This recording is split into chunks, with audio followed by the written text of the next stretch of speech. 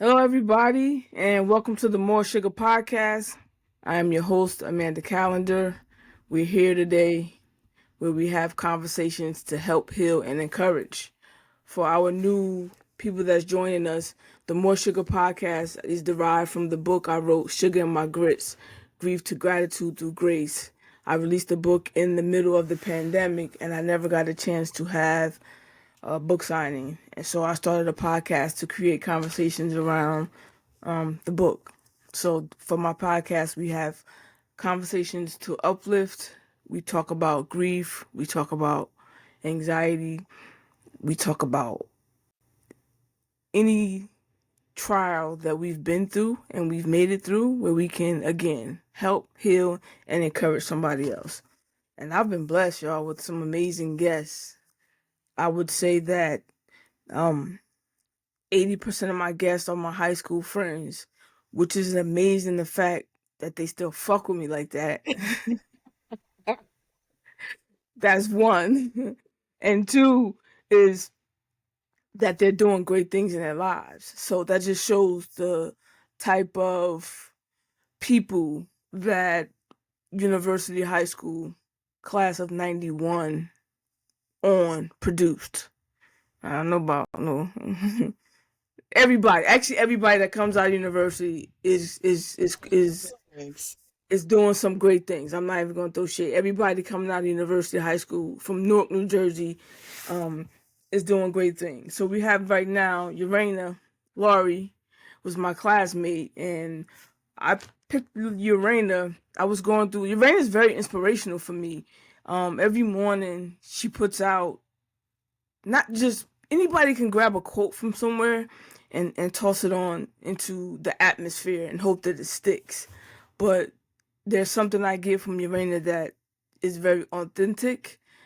She's very vulnerable, and that resonates with me because that's what connects me to people. And one day I was just scrolling through social media and she was receiving an award, I believe, from an organization. I want to get this correct. Girls Live, Love, Laugh, Inc. Yep. And Inc., right? Yes. And they would present women who clap annual awards. They was having the annual awards gala. Urania is a community advocate and a volunteer. She's always volunteering somewhere. And I just happened to stumble upon a video when she was getting an award about resilience. And she was spelling out resilience, and each letter stood for something. And then after that, a couple of days later, my cousin defended her dissertation, who's now a doctor, will be my next guest. And during her dissertation, she spoke about resilience as well. So I nothing is a coincidence. I always try to be tuned in to what God is doing, and so resilience popped into my mind. And so um during these trying times, we're always asked to be resilient, and I'm gonna wait for my next guest to speak about the implications of always being resilient. But for now, we're gonna just get into this with Raina. And what I didn't know about Raina is, what I did know is like a couple of years ago, she found out she had a heart condition. And tell us, Raina, what first did I do your introduction justice? You did my introduction justice. Thank you. Thank you. Okay.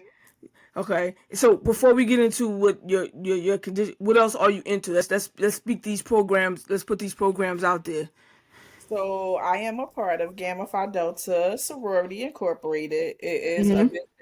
It is a business and professional sorority. Um, we are all about the community. We are all about women empowerment, women entrepreneurship. Mm-hmm. For those women that have businesses, helping them build their business, for those women that have nonprofits, helping them build nonprofits. Um, we have everything in our organization from doctors, lawyers, Really?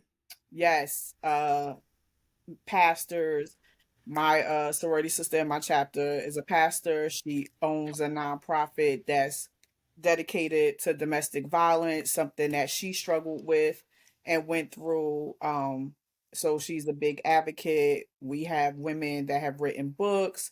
So women from all different walks of life. We are not as big as any of the D9s, which to me is a very special thing. Mm-hmm. Um, because we get to know each other. Um, Right. we get to love on each other. And that's a another part of my story. You know, after my heart condition, finding out that I had my heart condition. So that's another part of my story. But I am also a newly inducted member of Top Ladies of Distinction, Middlesex Union County chapter. And one of our top thrusts are children, the teens. Just making sure that they are focused, they have outlets and things to do. So we focus a lot on teens and seniors. That's dope. I want to hook up when we're done. I want to hook up with the like, see if you could hook me up with the pastor Yes, because I I'm doing can. something with domestic violence coming soon. I'm doing something really. I'm working on some stuff, and it's definitely going to include some domestic violence. And I would like, much representation, survivors, as possible. She's let Reverend Doctor, as I call her, my good Okay. Reverend Doctor, Reverend Doctor Selena Carter. Her organization is Spirit of Excellence. Okay. She holds a domestic violence conference every year in October. And actually my president of my sorority chapter, Danita, was actually just Grand Marshal in September for Sophia, the Sophia Walk. Back Sophia, up to Danita. What's Danita's name? Danita is Danita Gregory Puryear. I knew her sister. Kim, Tweet. Yes. Yeah. Yes. She actually was the Grand Marshal of the Sophia Walk in September. Shout So out to all these women, man. That's doing big things. Shout out to everybody that you just mentioned. And at some point, I want to do. We'll talk offline about it because I don't want to give it away. I want to put uh-huh. all this like in one building at one Yes. time, and in Newark, in a space where we're gonna talk about. I have some big ideas that God been dealing You with me already with. know. Let's go. Let's I'm, do it. I'm all for it. God been dealing with me. Okay, so um, you found out you had a heart condition a couple years ago. I have no idea what that condition is. Tell me about that and how did that discovery come about? So I have what's called a cardiac anomaly, which means I have a birth defect that Mm-hmm. we didn't find out until age 48. Wow. Jesus. Which is why I am very big on heart health now. Mm-hmm. So one side of my heart is not the size that it should be. So the other side of my heart is overcompensating. So this is a crazy story. Um, which actually, thank God, didn't turn tragic. But Right. um, I had no clue. Went to my primary care for my regular checkup. Mm-hmm. And of course, that's the good thing about working in healthcare. You work with your doctors, they know you have the same doctors for over 20 years, so nothing surprises them when I say anything. Right. Um, Urana, what's wrong? Nothing. I'm just tired all the time. I literally leave work, go home, go to sleep. Sometimes I don't even eat, you know.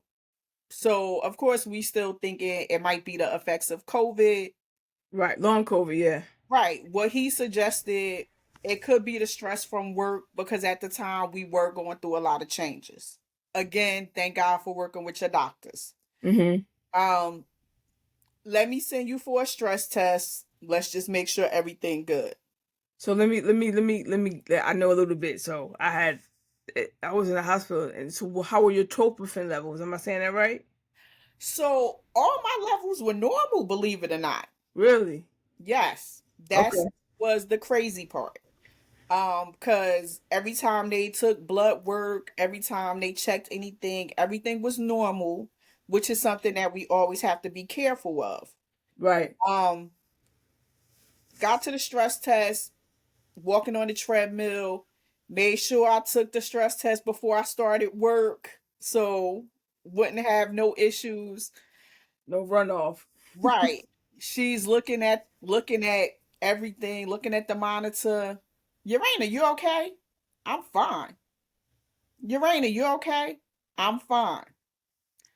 By the third time, I'm starting to get pissed off because if you keep asking me okay, now you and not giving me a reason to why you asking me, I'm Right. getting upset. She was like, I need you to get off the treadmill. Get off the treadmill, look at the monitor, and my heart rate is through the roof. When I tell you I left cardiology that day with a monitor on, I left cardiology that day with a monitor on. They sent me for a nuclear stress test, which Oh is my. which is with contrast to make Yes, I sure did. that it gives them a clearer A picture. a better picture. Right, right. Nuclear stress test is showing the same things as the regular stress test. Now, this is all happening before 4th of July. Get to the cardiologist. It's the first time I'm meeting this man. He says to me, so I'm going to set you up for a cardiac catheterization. I would ask you when you're available, but I scheduled it for Wednesday at this time. I don't care the fact that I do work in healthcare. When we start talking about matters of the heart, everybody gets a little nervous because Yeah. That's why I asked you about your trophophil levels. I rarely randomly went to the ER and a lady came and sat down and like rubbed my leg. Was like, so we're gonna keep you because your trophophil levels were high. And I was like, what is that? And when she explained it to me, I said, I need a cup of water so I can take these Xanax that's in my bag before you go any further. right. So I'm blatantly asked why, like, what are we talking about? Oh, you might have a blockage. I might have a what? So now I'm thinking back to what could have been done or what I was eating or Yeah, what the case was that I might have a blockage. right. All right. So I leave again. This is on a Friday. I'm having this cardiac cath on a Wednesday. So I have to leave the cardiologist, walk to the other building, get blood work done, and then go get a chest x ray. So in that walk, this campus, have you called anybody or you just processing this stuff? I'm just processing this. Yeah. So I get to x-ray to have my chest x-ray. And again, I've been at my job for 18 years, so I know everybody. So thank God the girl that was giving me my chest x-ray, she looks at the orders and she goes, "Are you okay?" I lost it. And I have to say I thank God for her because she knew just to let me That you be. That you right, had a room. right. No, Yeah. she stayed in the room with me. You know what I mean? When I let you have a room, Right, it's like let you go through whatever you need to go right, through. right. Yeah. So, she was like, it's gonna be okay, let's work through this. So we got the x-ray done. I left, sat in my truck, and I don't even think I called anybody that day because I think I just came home and was like, what the hell? Mm-hmm. Like really, what the hell? Um, I called my girlfriends the next day. Definitely have to shout out Sparkle and Vatasa because they were with me through it all. The Literally, first call, that's what I always ask people when they go through something tragic or medically scary. Like that first call is always like it just shows the person that can get you to a level of calmness right, or who who can you talk can you get. off the ledge. Yeah, Um, yeah. so my first Come text, up there with you. right, my first text was to them.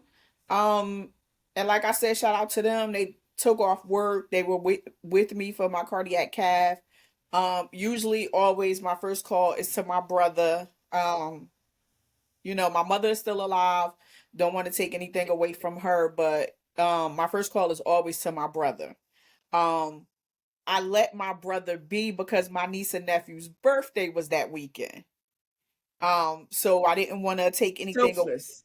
right. I didn't want to take anything away from them. I wanted him to focus on the kids, celebrate them. And then I called him that Monday, after the weekend, after their birthday, So to you let had to go the whole weekend with this, have just wondering, or I went that was that Friday. I didn't have the cardiac cath till that Wednesday, so it was a stressful couple of days. so they don't know what's going on. They just know we got to run more tests. Right. And the thing was, of course, with the cardiac catheterization, if you got a blockage, they can put the stent in and they can clear up the blockage. So now at 48, I'm about to get a stent put in, or two or three, depending upon how bad the blockage is. Right. Um, Wednesday comes, get to the hospital for the cardiac cath.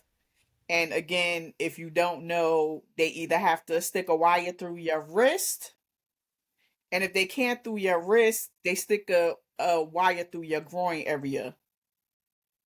Again, something else that makes you nervous. Um, and the fact that you are not asleep, you are sedated.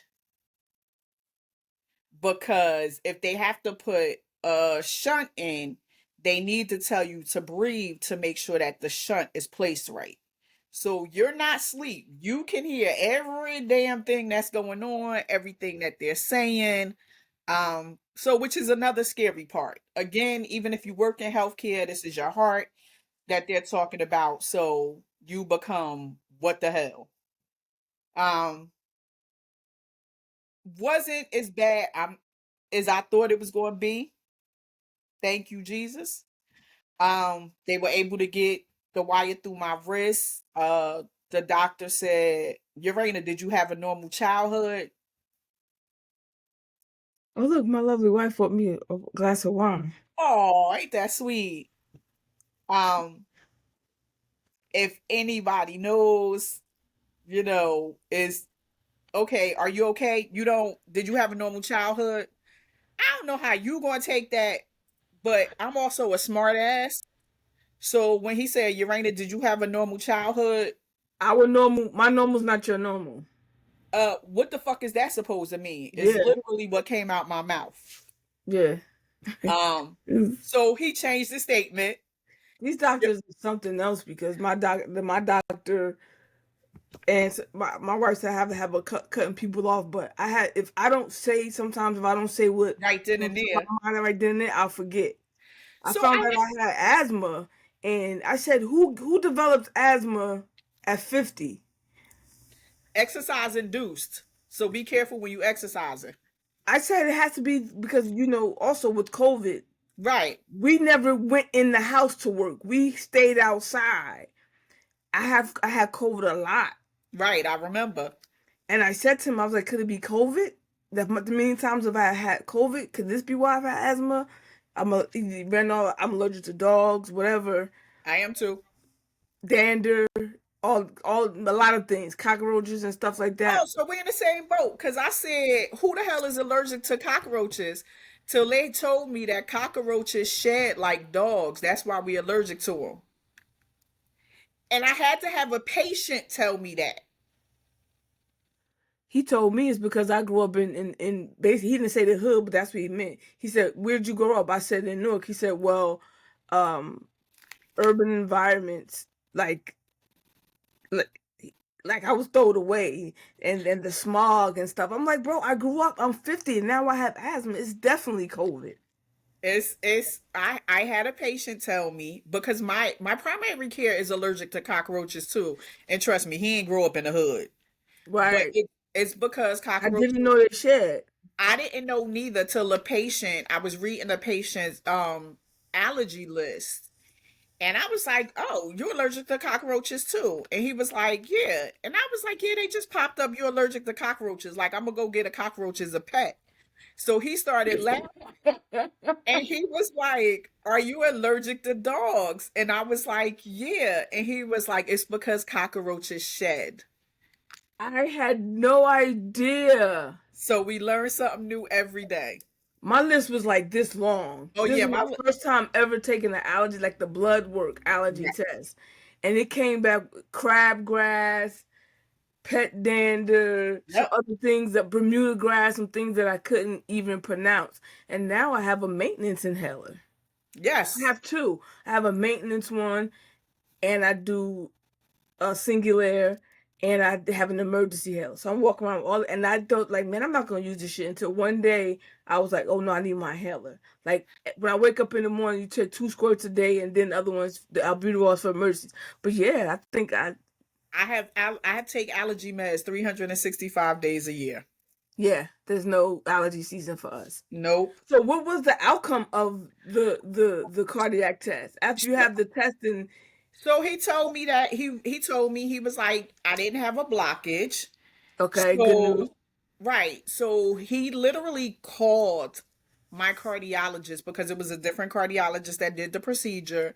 He called him on the phone and he was like she doesn't have a blockage. He was like she has a birth defect. Now we just have to figure out what it is. So how many months of testing did you have to go through? Ooh, I want to say a good 4 months of just back and forth because they medicated me, but they had to get the medication. They had to find the right dosage of medication to bring my heart rate to a level where I could take the test. Because if my heart was beating over a certain amount, they wasn't gonna get a good picture of what was wrong. So it was literally back and forth because I needed to make sure the dosage was correct. And because I couldn't tell them, I never felt my heart beating the way it was reading on the monitor. Right, So I right. couldn't tell them if my heart was doing fine. So it was also months of walking around with heart monitors, um, trying to be careful because, like they said, at any point, I could have actually dropped dead and nobody would have ever knew why. That's Right. how fast my heart was beating. So in this 4 months of testing, you going back and forth, do you say at some point we speak to God, whether we want to or not? Do you say, my man, what the hell? Or do you say, God, now I know you can still question him and trust him. But do you still be like, yo, bro, like what are you doing here? Um, a little bit of both. Um, my grandmother, I grew up with my grandmother being the mother of the church. So my faith is always going to be strong. And this is actually not the first situation that he's brought me through. A little bit more nervous because again, it was my heart. So I don't think I questioned more so as shedding the tears saying, if it's your will, let it be. You said that? Because at this point I don't know what's gonna happen. Um Look, staring at death. Staring at death. Me being dramatic. I'm going for most extremes. Like, oh my, I'm planning my funeral right now. Like, like if I have an upper respiratory infection, I'm telling my wife where the insurance policies are because So whatever is your will, let it be. Because you know how strong that is, faithfully to say. um you can be strong and still have your weak points. I don't want anybody to think that. Um, it's not saying that I'm standing on the porch talking about take me now. Um, Hmm. but that's again where my faith comes in That's because that's dope. That's dope.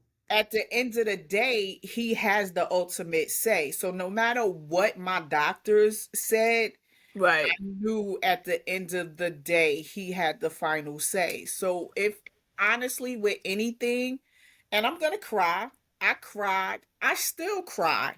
Um, if it's your will, let it be. Does this condition limit you in any way? Do you still have to wear a monitor, or you just have to?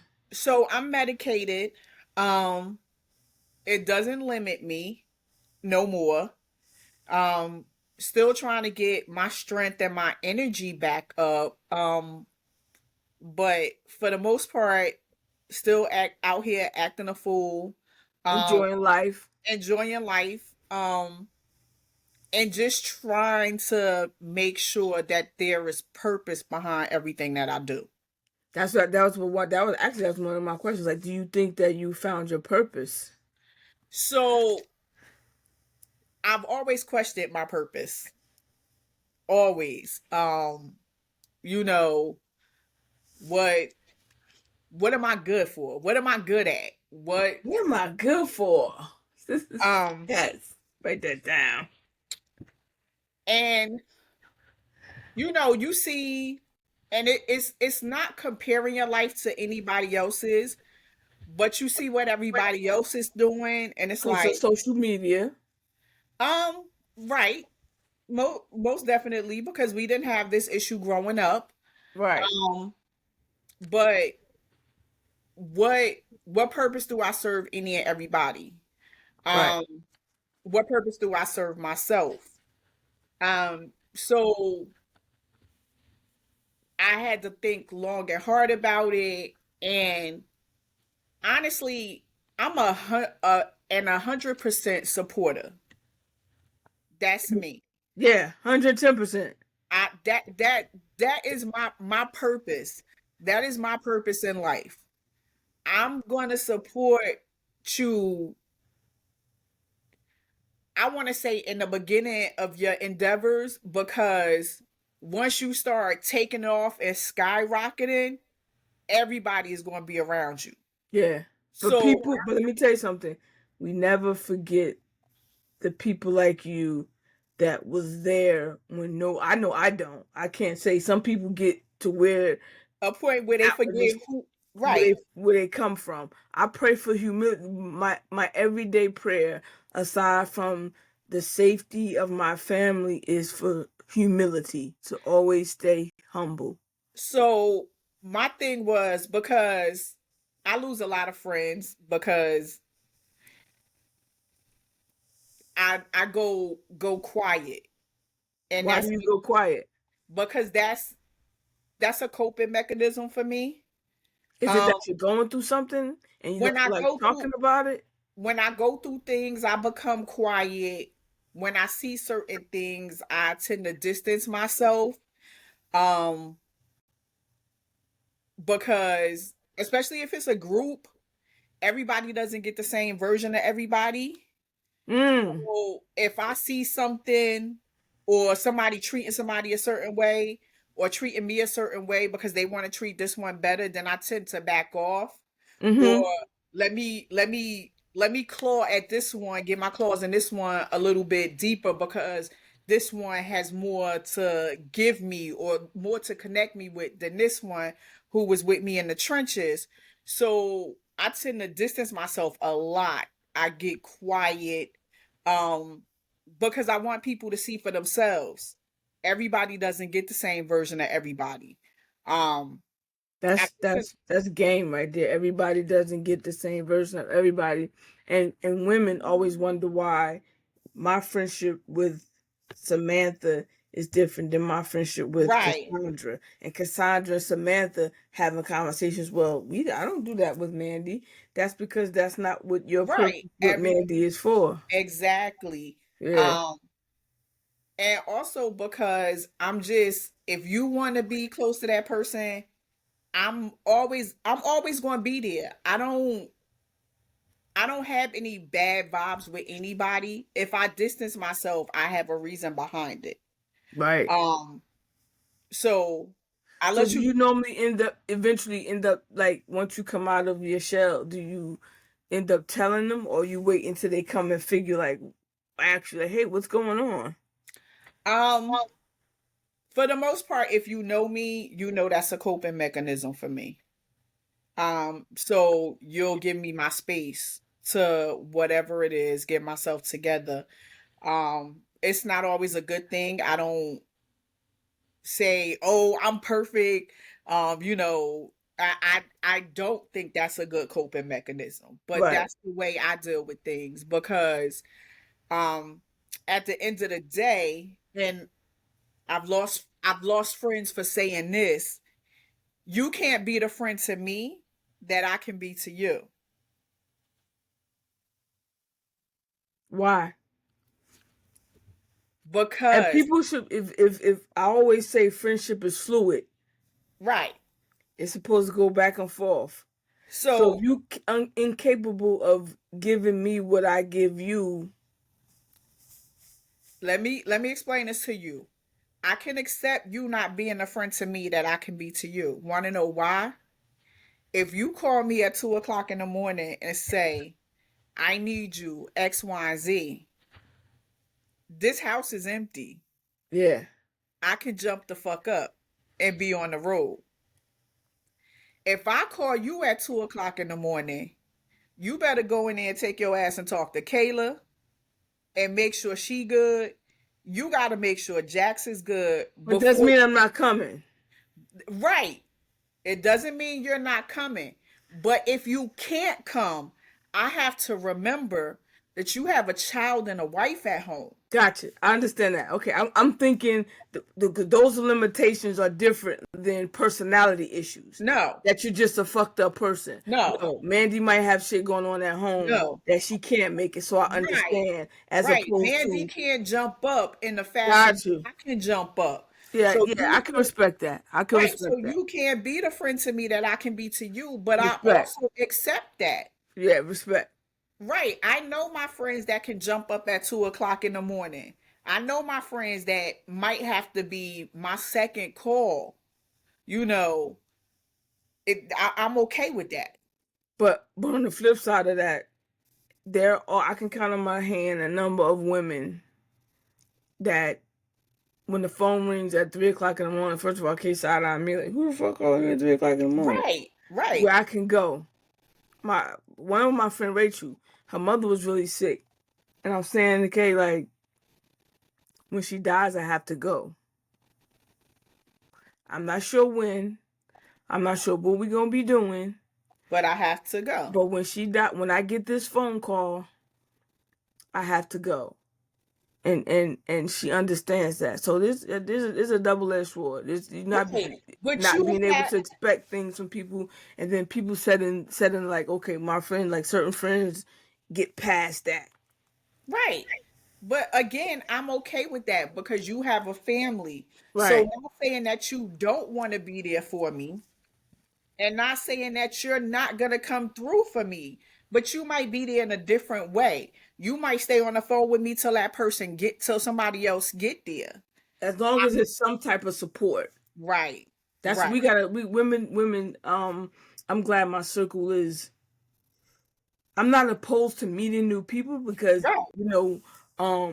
spending a lot of time at Jack School and volunteering and being more public on social media. I meet a lot of nice people who has the potential to be close friends, but I just have my nuclear group that there's not nobody nothing's penetrating that. So my other thing that I always say is I want you in my life. Mhm. Um I don't want anybody that I need in my life Mhm. because I feel like if I need you, I feel like I'm kind of needing you for a particular purpose, and in my eyes, that connects to me using you in some type of way. That's just us being independent. Stop, listen. So I choose who I want in my life, right? Okay. God gives me who I need at what moment I need them.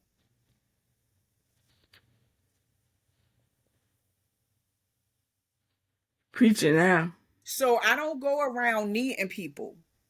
I go around wanting people because I know at the end of the day, God is going to give me who I need in my life. And they're going to serve whatever purpose He put them there for. Mm, So if it's only for them to be there a couple of months, right. God gave you to me for a reason. So during this process, what kept you up at night? Does any, not even that process right now, what keeps you up at night? Menopause. Oh, that's, yeah, I heard about that. When I say I heard about that, the only thing I think that I'm experiencing with menopause is insomnia. Menopause. So that's the other thing. I got thrown right into menopause because I had a hysterectomy. That goes back to me saying I dealt with things before the heart condition. Right after freshman year of college, I ended up with an ovarian tumor. Again, not knowing what the fuck wrong with me. Um, Made me start rounding off that looking like I was pregnant. Had everybody thinking I was pregnant just coming home from school. Um, and they had to remove one of my ovaries. Ended Were you up going. sad about that? About not being able to? So at that time, I was still okay because I still had one ovary. Okay. Um, but had to go through a couple of, treatments, all that other crazy stuff. So he brought me out of that. So I've always also suffered with fibroids, endometriosis. Um, but they never said that I was not able to have children. Um, But my with endometriosis, isn't that very, very thin chance? It is a very thin chance depending upon how bad your case is. Okay. Um, and we didn't know that I had endometriosis until again later on in life. So your periods were never painful with endometriosis. No. So again, me So going. every condition that you have is just hanging out in your life and you don't have no idea. So I'm gonna honestly tell you, with the endometriosis, my GYN did not know it was a bad case of endometriosis until he opens me up for my hysterectomy, and he was like, "Girl, I'm very surprised you were still walking around here." That happened to a friend of mine. She went in for a basic. I want to say I can never pronounce it. Laparoscopic. She went for a basic laparoscopic hysterectomy Uh because they huh. was gonna stick the cute little camera in there and do what they had to do and come out. But when they got in there, it was more damage than what they expected. So the doctor had to go to work. The anesthesiologist had to go to work. Instead of same day, she ended up spending 2 nights in the hospital. So my hysterectomy was never gonna be laparoscopic.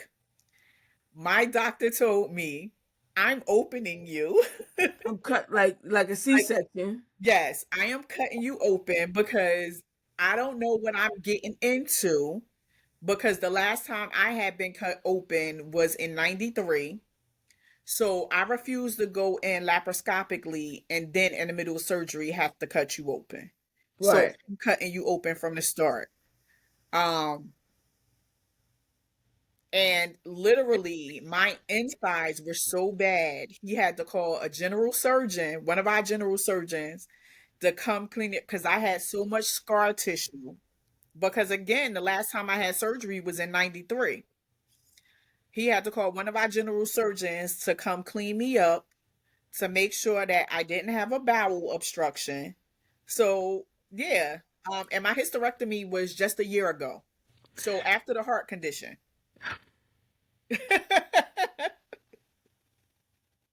And the thing with women's reproductive system is that it just goes, things just happen, and the doctors don't know why you have fibroids, Right. or the So doctors don't know why you have endometriosis.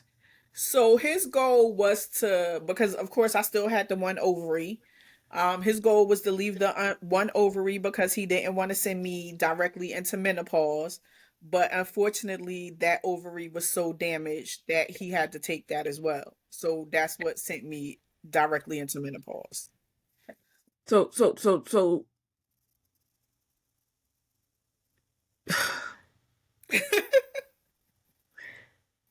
when I send questions, they never go in order because of the things that we talk about. So now that you don't have any reproductive parts, there's no chance for a baby. Did you ever want kids? Always wanted kids. Always. Um, Is there was grief around that? yeah, yeah. Not now. Okay. Not now. For a long time there was, especially, not getting pregnant. Um, but then also I was like, yeah, I don't need just a baby daddy, because if anybody knows my attitude now compared to high school, I would probably break somebody's neck. Um, Right. so yeah, I said again, it was probably the Lord's way of saying, I'm saving you jail time. Well, like things are different now. We built a baby. Right, right. That was my other thing. Thought about that Just didn't want to do wholeheartedly. it alone. That could be it too. That too, but as you see, I do so much in the community Mm-hmm. that that is definitely my way of having children. Um, Oh, yeah. and and This I'm is godly. auntie, right? And I'm auntie to everybody's kids. Yeah, yeah. So That, that's what Tracy Ellis Ross said. That was a question I had. To my knowledge, you're single, and Tracy Ellis Ross is single. I am not. Oh, um, Raina is off the market. we are very private, very I like private. that because I had no idea. That's why I asked the question. Because you don't talk about no man. You ain't thinking about no man. You ain't posting like these girls. You ain't posting his hand and say we having a good Oh, time. You ain't um, posting no flowers and say look what he sent me. You are minding your business, and I like that. we are very private. And it's not, I to make sure everybody's knows, it's not secretive. Yeah, It is just private. Um, I like that we for you. we both work in healthcare, so it's very stressful. Um, but definitely my best friend. Um, Raina is not single. definitely my calm to my storm. So, yes, there is the other half. What is the greatest thing a person you've ever lost, and how did you come back from that? I would have to say myself.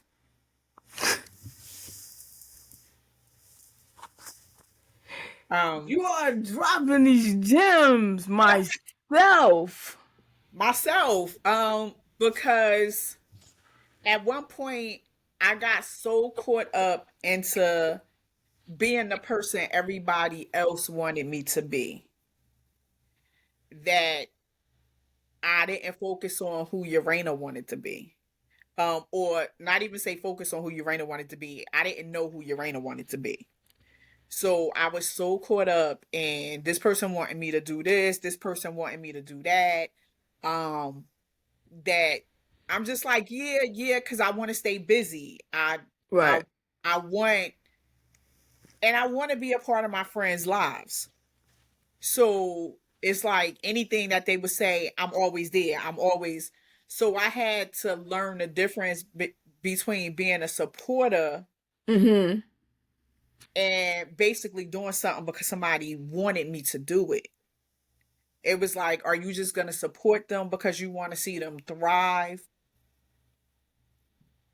Does Urana really want to be a whole part of this? Like, what does Urana want? So, um, and again, opening my eyes, doing the heart scenario, doing, knowing after we figured out what was wrong with my heart, then moving on to having a hysterectomy.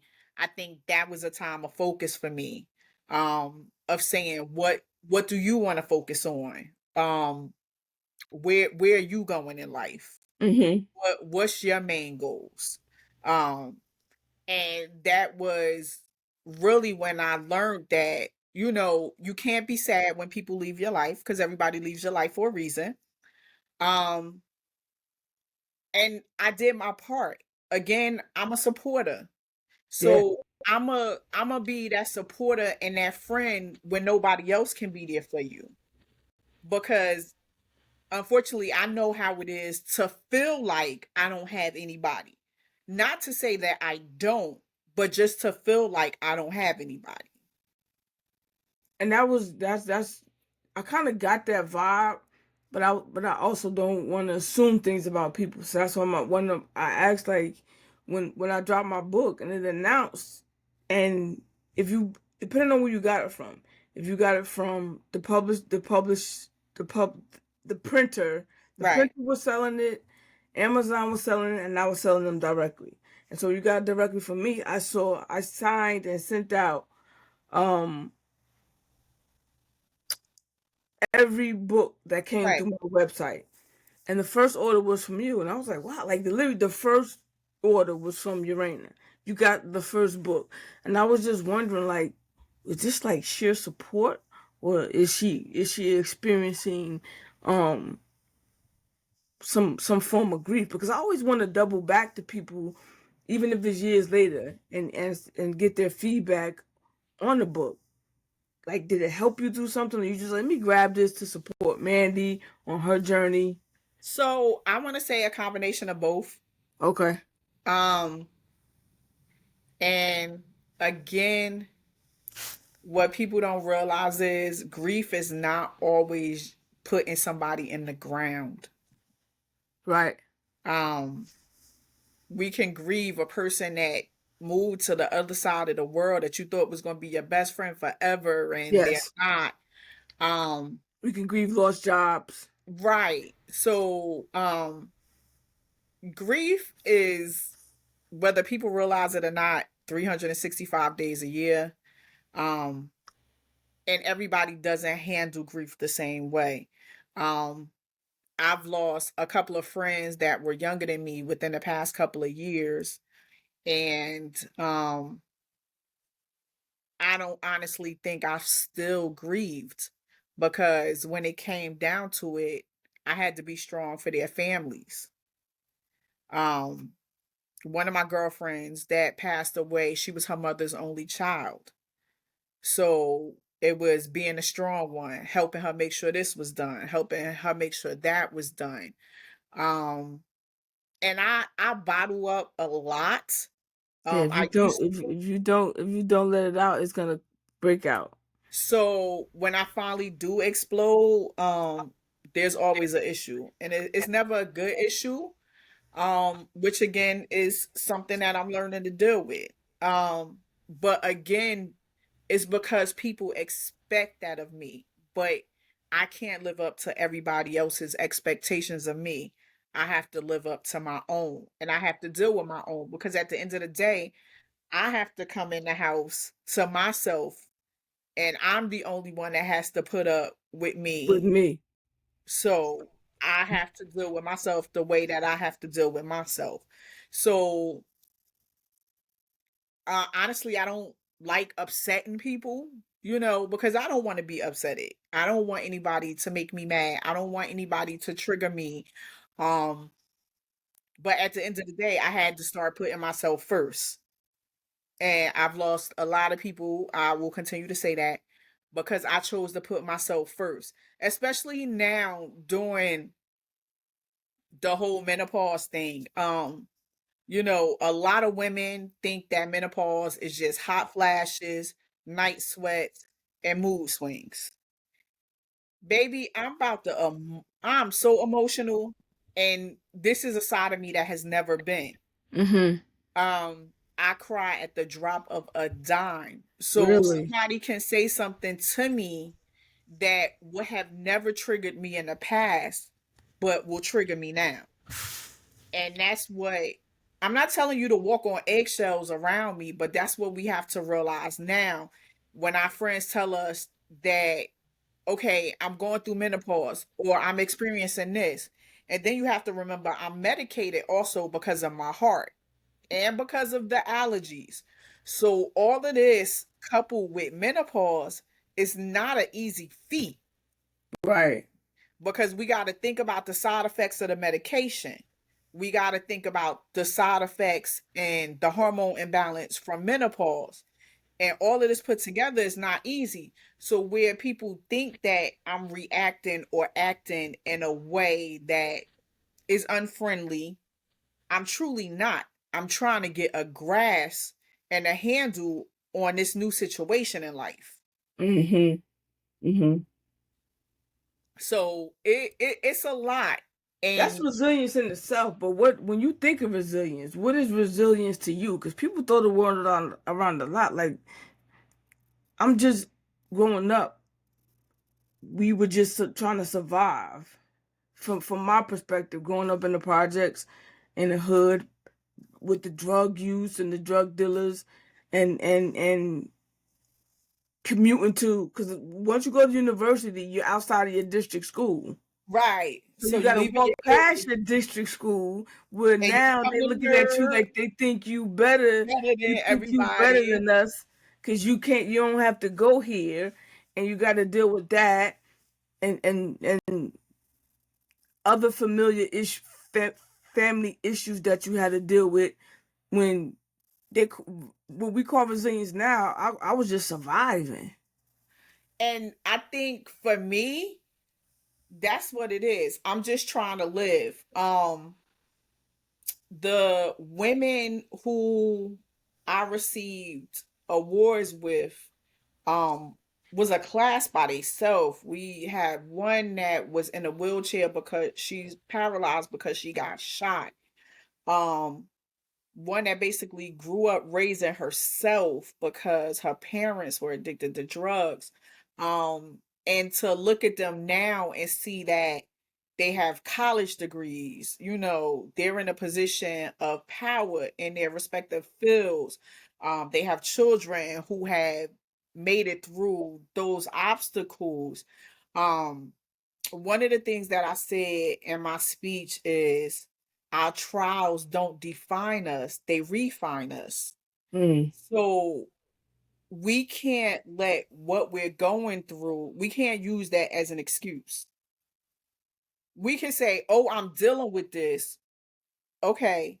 But at the end of the day, how are we going to deal with it?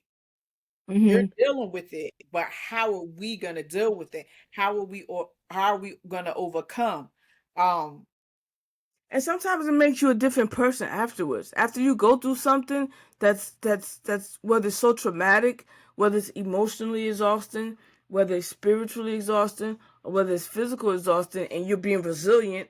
Once you're on the other side of that, you're not this. Sometimes you're just not the same anymore you're because I'm not. tired. You're not going to accept the things that you used to. And the goal is for whatever you're going through, whatever you get through, for it to make you a better person, for you to see the brighter side of things. Um What about the people that it makes bitter? Pray, meditate, because obviously there's something missing in your life. Because honestly, no matter who you pray to or who your God is, whether it's Jesus Christ, whether it's Allah, whether it's Jehovah, whether it's Buddha, whether it's Judah, whatever, Buddha whoever your Judah. God is, if you're listening and obeying the word of God, there is no reason for you to be bitter. No reason, because everything is a stepping I'm stone. gonna repeat that into the mic. If you are listening, you reading. First, you gotta read. You're listening, you're talking, and obeying God. There's no reason for you to be bitter. No, when we pray, we talk to God. When we meditate, we listen. So there is no reason why you should not be doing both. Everything goes hand in hand. Everything that you go through is a stepping stone to make you greater.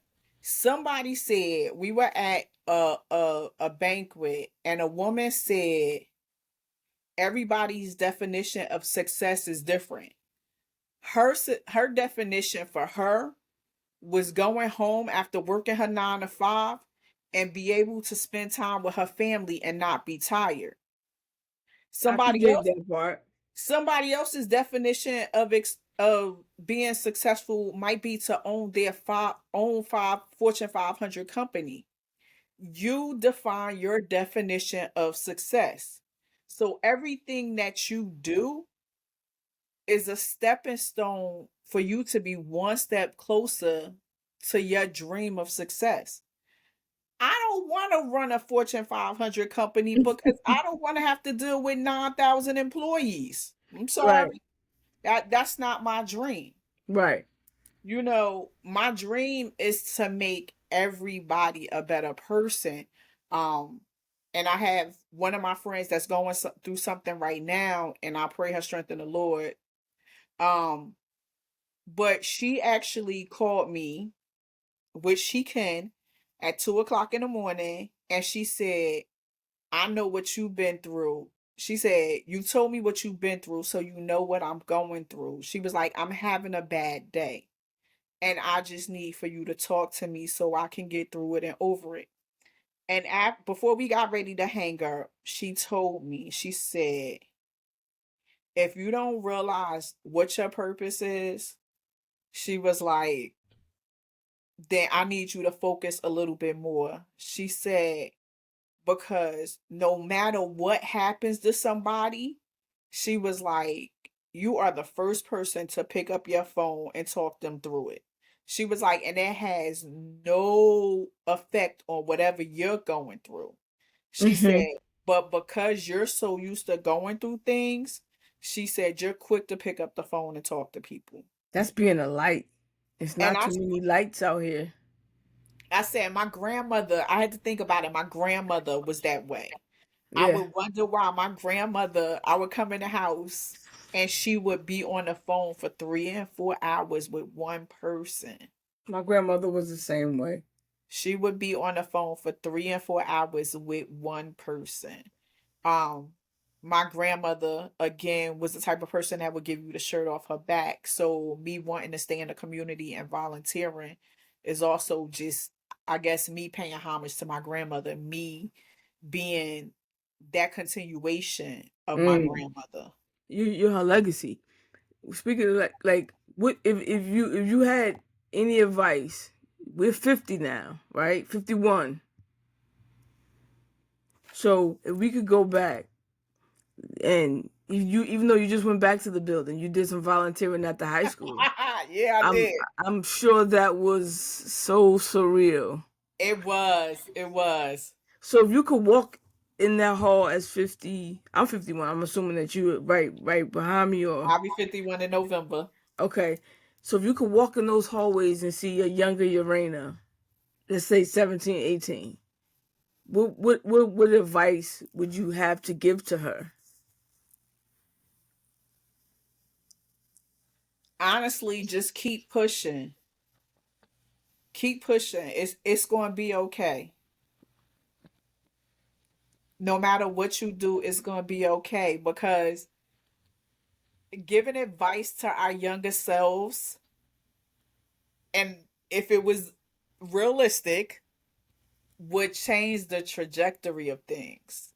When Mm. we change the trajectory of things, we don't know the outcome. Right You, now, you was very unproblematic though. Like just like you're unproblematic now, that's how you was in high school. I can't remember like um, we there was little cliques in high school. I don't remember you being a part of no little clique, but you was always with everybody. um, You're not cliquish. You're friendish. Like you was everybody's friend, but not so standoffish or snobby that you fit into one little box of a clique or was with the clique girl. Literally, the the Click Girls. literally the Um, clique girls. Oh my god, I was hard. If I had so much to say to my younger self, I would snatch my younger self up by the um, collar and be like, because I think for me, I learned a lot from everybody. mm. Um, And me, so I thought I knew everything. so I wouldn't want to give advice to my younger self because I wouldn't want to change the trajectory of things. Um, Mm. and not saying that my life is perfect, because my life is far from perfect. But again, with every obstacle that I went through, I've learned how or what I've needed to become more involved, more humble, more peaceful, more focused. I definitely don't want to say better because I don't believe at any point I'm gonna become better. Um, but I just think that there are ways to make improvements. And definitely the biggest goal is to remain humble, to know that at any time in your life things can change, for the good or for the bad. And in those instances, what are you gonna do to rise above it? And as long as I remain humble, keep myself focused, and definitely keep myself surrounded by those that mean good, um those that have the proper upbringing. And when I say the proper upbringing, as we get more seasoned in age, um we need that closer connection to God. Yes, we do. So Yeah. just keeping myself um connected to those that are, embedded in the word, truly embedded in the word, not trying to steer me the wrong way. Um, and just focused on something other than being self-centered. Jesus. Selfless. So what do you want what do you want your legacy to be? What do you want to be when you go and they're doing your obituary and your time has come? What do you want this world to have remembered Urana for?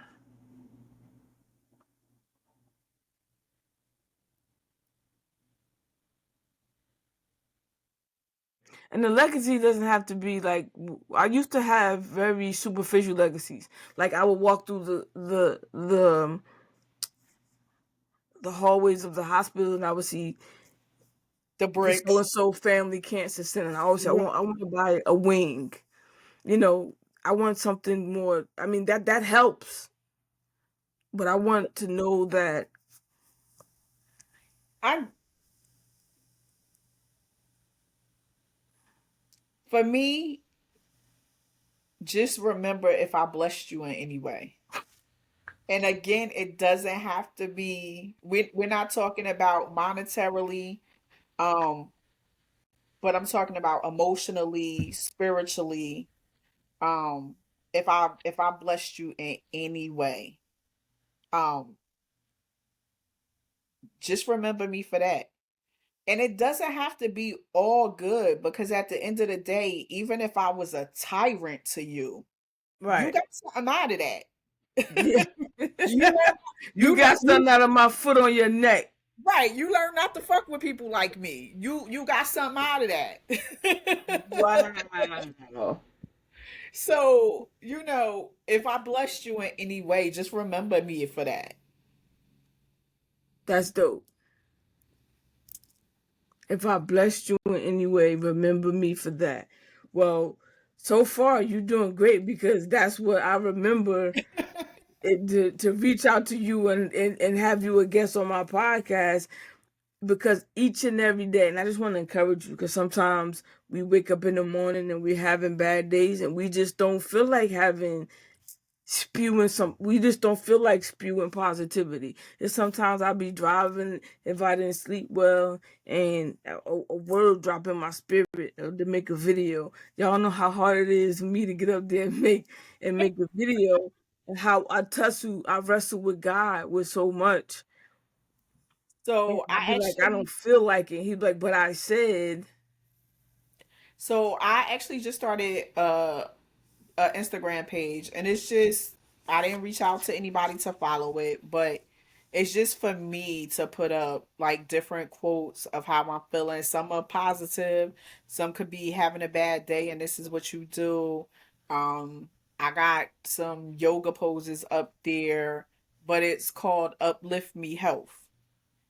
Um, and it's just for people things. Uplift Me Health, y'all. Go follow it on Instagram.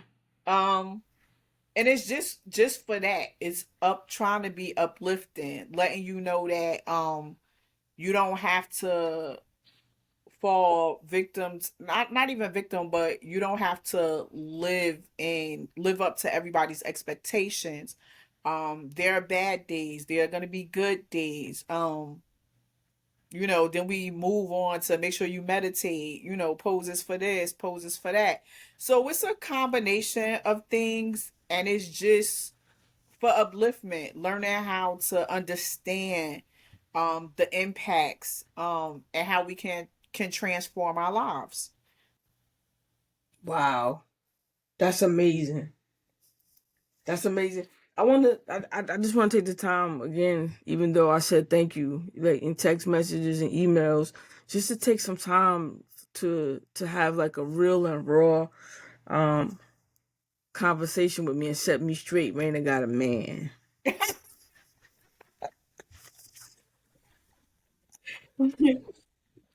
you know, and keep and just to give you some encouragement. Keep doing what you're doing because it helps me out. Even though sometimes I'm driving, I have a very bad habit which I have to stop texting and driving. But sometimes I see things, and if I don't get a chance to hit the like or the love button or to send a Thank reply, you. I see Right. you. I see you every morning, and and I know what you do for a living. So I know why you're up at 5 o'clock in the morning and what you have to deal with, and not having a break. And that's what I tell people. For the pandemic, most people got a break, and they're like car babies. We got to go back into the office. I never left, and I Right. wasn't in the office. I was outside in COVID, And and that that's just done that just done something to me. right. Like, And I think that's what people um I don't want to say don't understand, but they don't want to honestly grasp the concept of what we went through. Um what we saw. eh, that part and seeing it up close and personal. um like, unfortunately, we stayed open, and I work at a surgery center. We stayed open because we were an extension of the hospital. Yes. So we had to take the cases that could not be done in the hospital because the hospital were overbooked. We were dealing with a lot of the cancer patients because they couldn't go into the hospital because if you think about it, their systems were already compromised. So if they went into the hospital to have a procedure, more than likely half of them wasn't coming out. Um, and a lot of the staff, because we were on a thin staff. All of our staff wasn't with us. Um, but the majority of our staff, the reason that they were still working was because they were also still working at the hospital. Yeah.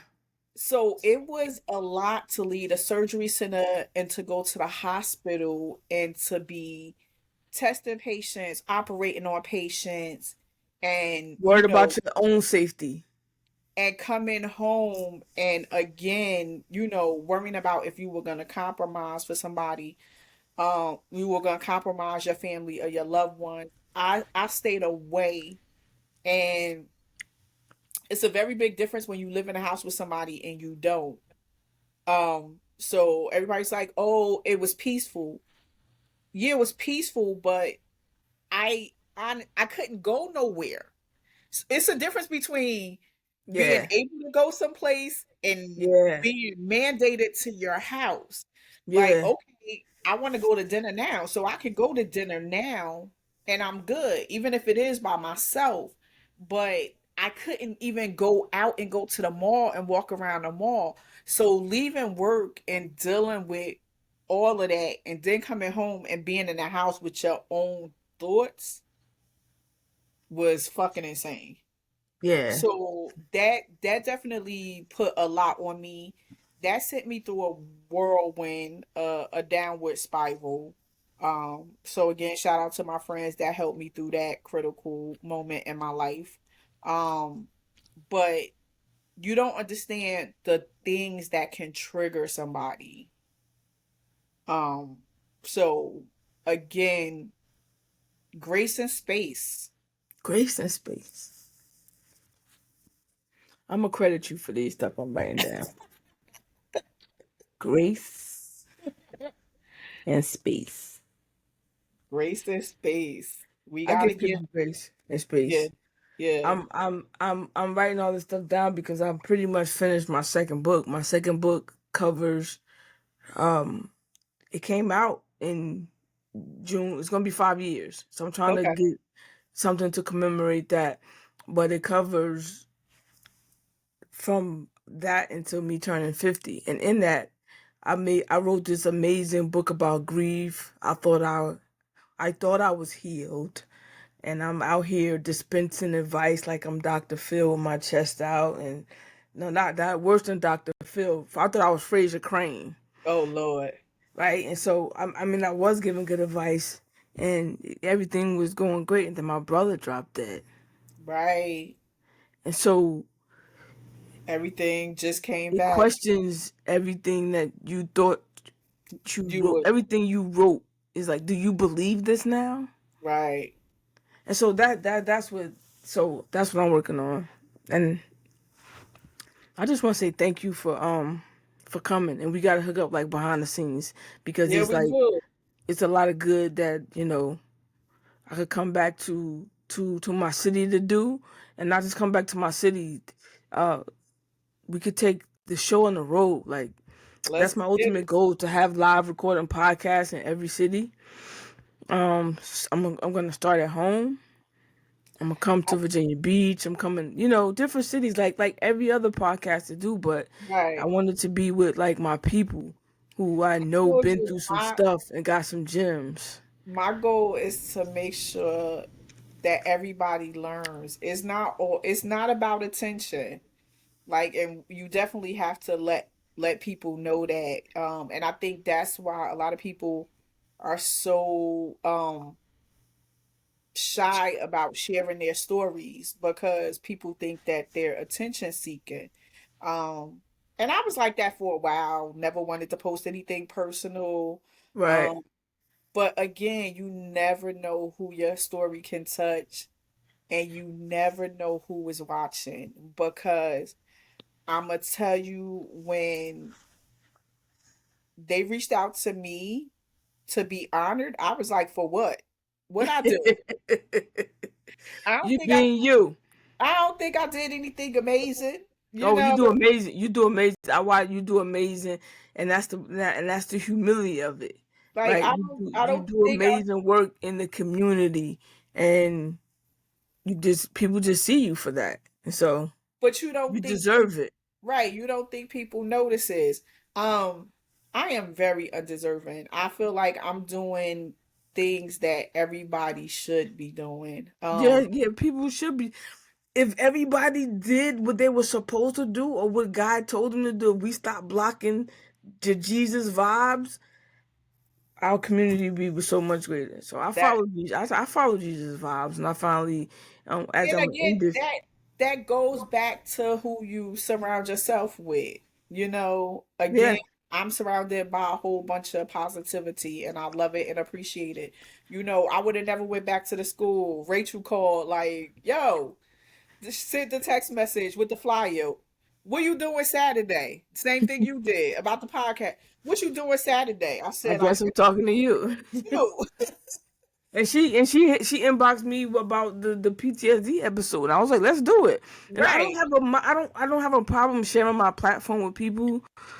Just hit me up. Like if you But got a you story and you ready to tell it and you got something to give somebody, right, some jewels, some gems. you learn a lot from those you surround yourself with. And again, it's not that any of us talk every day all day, But I think that again, God gives you who you need at that Yes. moment because Nothing is a coincidence. Is my right, is my I remember that day driving home from work and you called me. You know, I'm just calling to check on you. You good.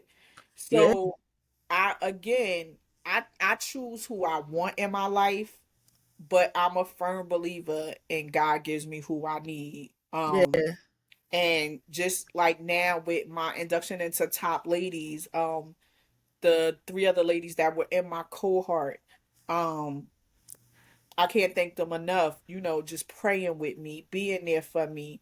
Um, and that's what I need in my life. I need women around me that to pray pray. with Yeah. me and for me. Yes. And these are women that I definitely, I'm not going to say would not have wanted in my life, but I never had the opportunity to meet them.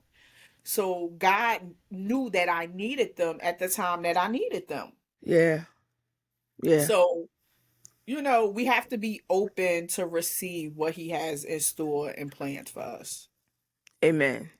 And on that note, we're gonna end this. But as we said, we have to be open and ready to receive what He has planned for us. I finally moved on.